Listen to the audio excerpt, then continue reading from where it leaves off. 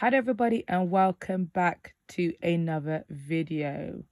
If you are new here, please don't forget to hit the subscribe button. Give me a thumbs up, give me a like and comment you down below. Let me know, did you haul anything during the Black Friday sales? So Black Friday was a couple weeks ago, I believe.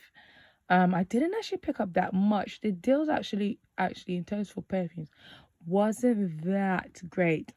I think what I should have done, and probably next time going forward, I think I would capitalize more on the sales that come out just before the Black Friday sale. Like for example, Essential were doing 25% off, and then for Black Friday they did like 18% off or 10% off or something like that, and I was like, ooh, maybe I missed the mark. So I only picked up 3 fragrances for Black Friday. Yeah, so I'm going to talk about those now. If you want to skip to the first impressions of the new Kayali fragrances, you may skip now. Right, guys, let's talk about it. So this one is not a blind buy. It's the only one that's not a blind buy. This is Jasmine Communion. Now, I was sent a sample from Armani when I bought my Way Intense.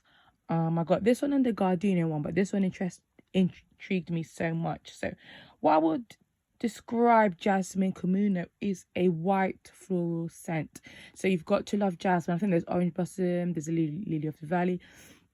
I would describe it as a white floral aquatic scent. So this has nashi pear. There's some pink pepper. I think there's some woody notes in this one. But I don't detect much woody notes. What I mainly detect is this sort of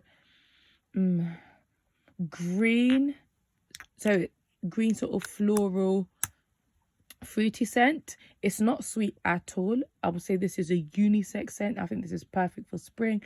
And it's quite decent projection actually for spring, just from the test strip, because I could smell the test strip quite, like, let's say, maybe, I don't know, 45 minutes later, I could still smell it quite heavily.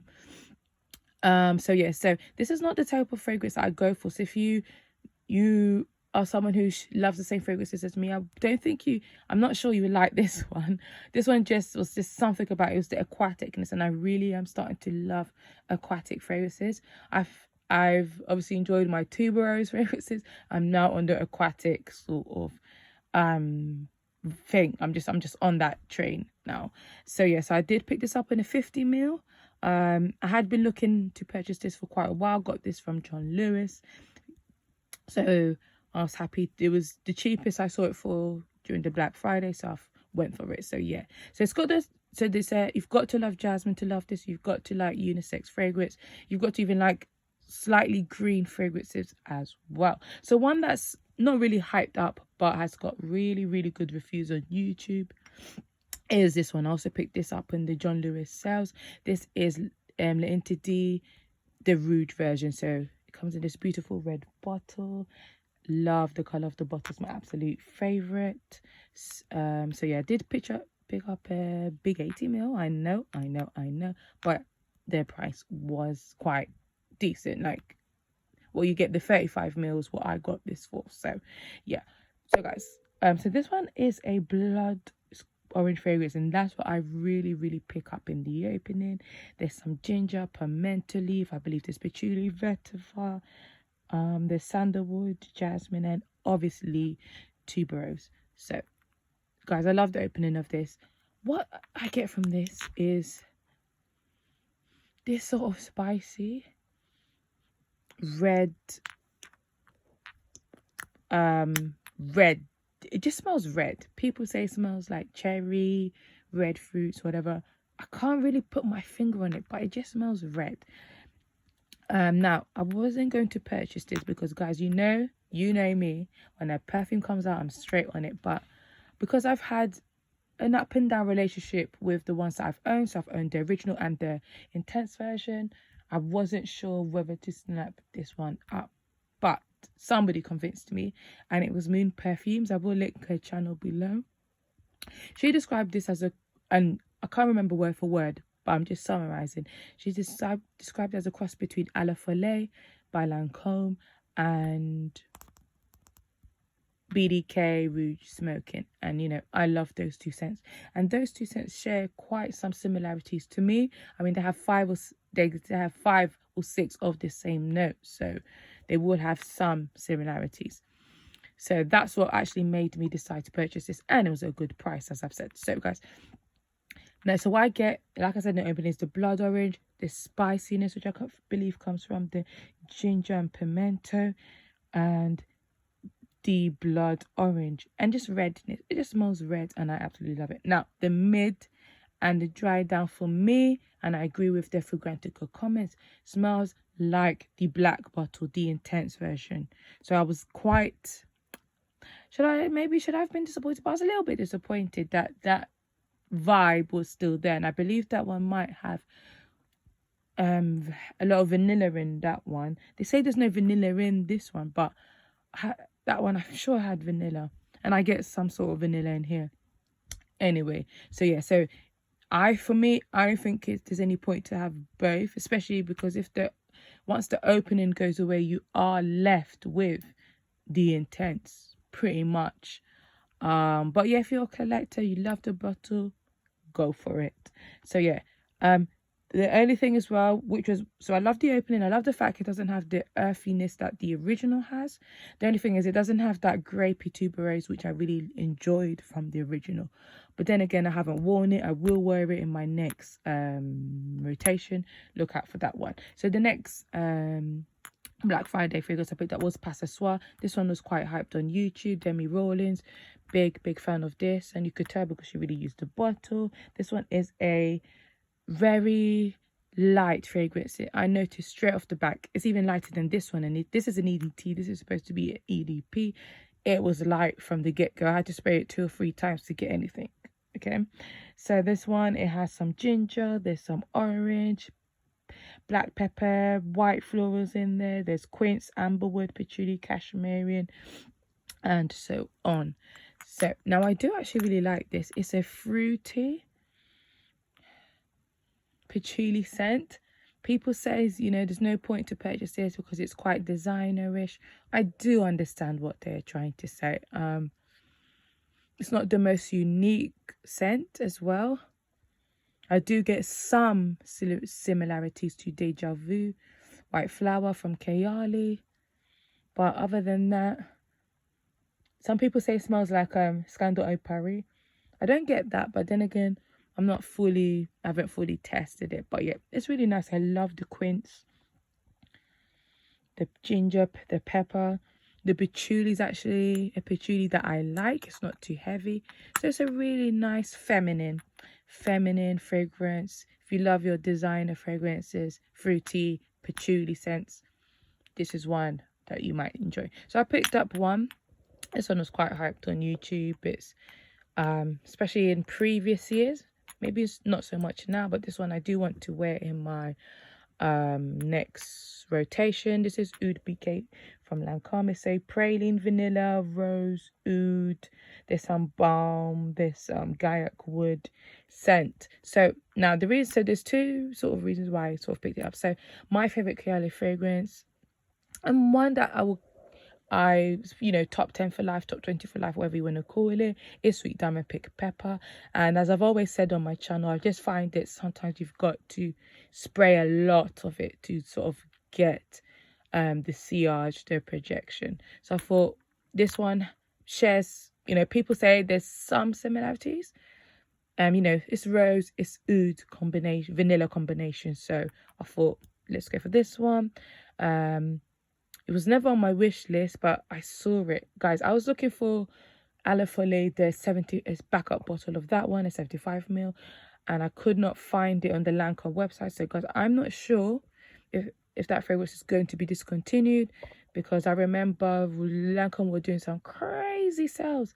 And I remember that Ala Folie was the one that was reduced quite a lot. I was quite shocked at how much it was going for, like 30-something pounds, something ridiculous like that. And now when you go on the UK website, it's not there at all. It doesn't even say like notify me, when in stock. So I had to pick up a bottle from All Beauty. So yeah, so I think if you're, there's no confirmation from anywhere, but just the vibe I was getting. It looks like they may discontinue this one. It's hard to find, especially the 75ml bottles. Right, let's get back to this one. So guys, first time I sprayed it, I was like, okay, it does smell a little bit like sweet diamond pink pepper. Then the oud just took over, and I was like, oops, have I made a mistake? Can I wear this out? Where am I wearing this to? So that was my first day. Kept smelling it, just kept picking up the oud, and I did pick up the vanilla. So it was like oud, then vanilla, oud, vanilla, and the vanilla is really, really lovely in this one. So then I tested it out the second day, and I topped it with vanilla 28 because I was like, I just wanted to tone down the oud a little bit from this one. And yeah, I think I will layer this with the vanilla 28. I know there's vanilla already, and it's like, what's the point? But it just, the oud was a little bit too heavy for me. As you know, I don't own many oud fragrances, only a few, and even those ones I struggle with a little bit. So yeah, that is Oud Bouquet. Very potent from the get-go, sorry. So I believe it will be a beast mode. I probably won't need to overspray this one. This one oversprayed. A little bit on the fence with this one. I don't know. I kind of feel like the original was a bit more potent than this one. This one will be overspray, but yeah. Now let's get into the Kayali Eden Juicy Apple. Look at the bottle. You know what I thought when they were doing what's the last one? I can't remember what it was. The honey oud one. Oh, I forgot the name. It's gone. The gold bottle anyway. When they were doing the promotions, I think Mona was wearing red, and I thought they were going to come with a red opaque bottle. And I think that bottle would look like, the red opaque version would look really nice. But anyway, we've got the clear one. Let's talk about the notes.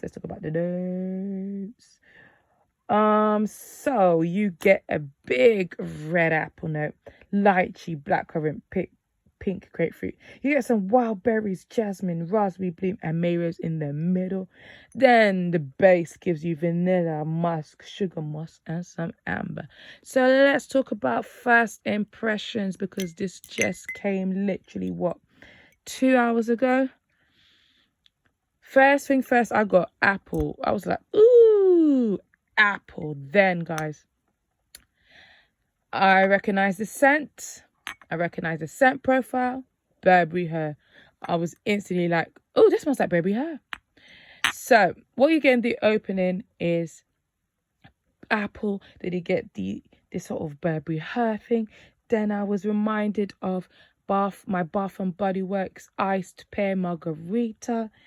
Then I was also reminded of Victoria's Secret Pure Seduction. Then I got this vanilla rich sweet gourmand dry down, which reminds me of something, but I don't know what it is. So yeah, that's my sort of first impressions. So I know I kind of did rush through that, but that's just what I get. I get this red apple. It's very fruity, very juicy. It's got this. So what I mean by Burberry hair is Burberry hair, Cloud, Daisy, Oh So Intense from Marc Jacobs all share this scent profile. And that's similar scent profile, and that's what I get in here, especially in the opening. So I do agree with those on Fragrantica who says it reminds them of Burberry hair. Now, also would agree with those who said it smells like Pure Seduction, Victoria's Secret, maybe Midnight Fantasy. There's just something about it that reminds me of those fragrances. You don't get the same vanilla, guys, this time. Vanilla 28. What's the other one? Sweet Diamond Pink Pepper. What's the other one? Musk has it. Musk. What's the other one? The Deja Vu White Flamin' all share this same vanilla, but this time the vanilla in here is a bit different. It's a bit more warm. I don't know. Like, that's warm vanilla. Maybe because there's amber at the base. I'm not sure, but yeah. You get some gourmand touches at the base. So what can I say? How do I feel about this fragrance? So at first impressions, I So guys, I don't want to say like, I don't think you could be disappointed with this fragrance. I think this time you really truly get, like, what you see is what you get. What she promoted, advertisements, from the notes, you are going to get this sort of flirty, fruity fragrances that has been done, you know, many times. She said it was like back to the, I don't know, it was back to the 80s, 90s, early 2000s. You know, those type of fragrances is exactly what you're going to get. So I don't think one can be disappointed. You know, it's not going to be up there with the, I can't remember what the amber, the amber fragrance. Is this the amber one, this sweet diamond pink pepper? It's not up there with those. People say it is a departure. Yes, I agree, from the other Kayalis. It's more flirtier, it's more younger. It's very, very, very fruity. Like, even the citrus one was fruity, but it was quite a slightly mature type of fruity, you know, thing going on. So you can't be disappointed. It's a safe bang buy if you love your Burberry hairs, you love your body splashes, body mist type of fragrances. You will love this. I'm not bashing the fragrance at all. I do like it. So first time, obviously, I was like, oh, this is just too young, you know, but as it dries down, as I keep smelling it again and playing around with it, it does, as the base notes come in, it does mature a little bit. It's not the most sophisticated fragrance you're ever going to find, but yeah, it does what it does. I think this will be good for like autumn, for spring as well, maybe summer. But it's really nice. I can't lie to you. It's a really, really nice fruity fragrance. Yes, some people say it smells like Juicy Couture. Not some people. I think I saw one vote.